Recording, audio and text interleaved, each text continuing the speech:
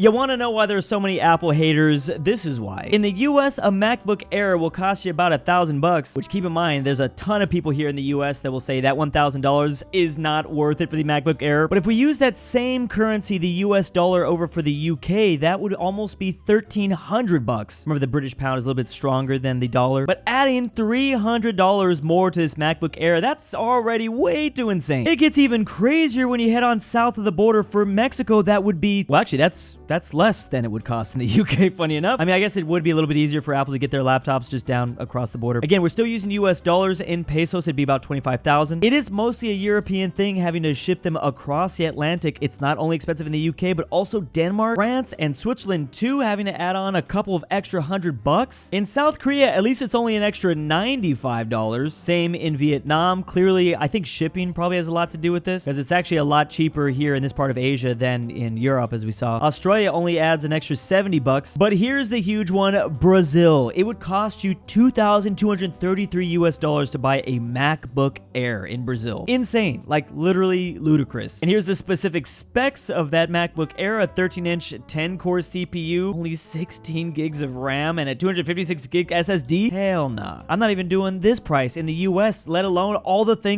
prices around the world. And I can't even imagine some of the countries that aren't even included on this map. And that is exactly why there are haters of the Apple ecosystem. And this is coming from, well, like an iPhone user. I don't really have any of the like Apple computers,